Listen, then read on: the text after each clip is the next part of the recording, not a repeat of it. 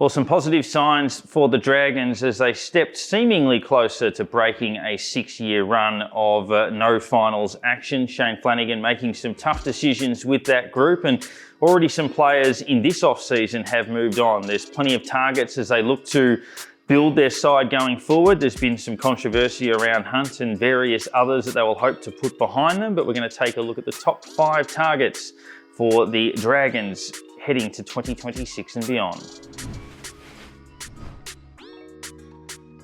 Well, the Dragons planted some seeds for the future as they step closer to breaking what is a mini, but will feel like a lot more than that, finals drought for that club and their supporters. Shane Flanagan making some tough decisions. They've lost some key players already, Zac Lomax being one of those. They've obviously had the Hunt saga that they've tried to navigate their way through over the course of the year, and they'll be looking to add plenty of talent to their list when they get the opportunity to do so, looking for 2026 and beyond. One of the more fascinating watches. These are our top 5 targets for the Dragons.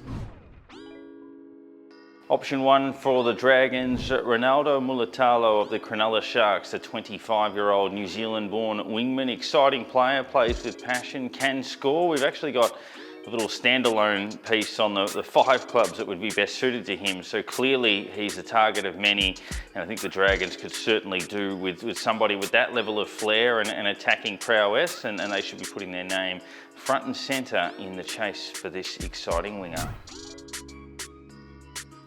Option 2, Tyron Wishart from the Melbourne Storm, a utility that could play halfback, could play any number of roles that they need. And if they are trying to build a still relatively young group, having someone that can not so much plug holes, but can hold down key positions and give them some stability, but at the same time, if that makes sense, give them versatility in how they bring through players around him, then this could certainly be an option for them. If you have the broad approach that the Dragons have, this is a very good approach for them to take with option number 2.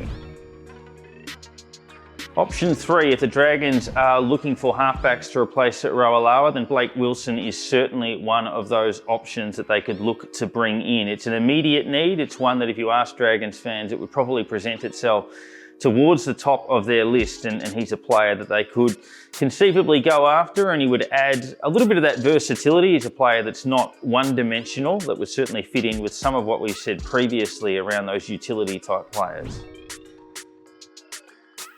Option 4, Ryan Matterson, another player that gives them versatility, but if there is a high priority at the Dragons, it is forwards. At his best, he's one of the most dynamic forwards in the game, but they can use him in a number of other roles if they have to. So an approach potentially to lure him away from Parramatta might be in the offing, but it is a very high priority area for the team.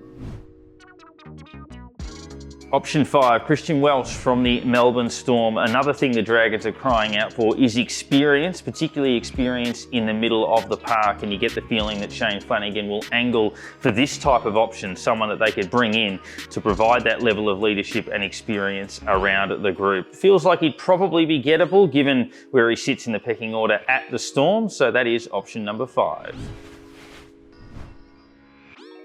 Well, there are our 5 options for the Dragons. Have we missed anyone? Jump into the comments below and let us know who you think or what your thoughts are on those 5 suggestions. We'll be running the rule over all 17 clubs in the competition to do the same thing, so you can like and subscribe and head to zerotackle.com to find out the top 5 targets at all 17 teams.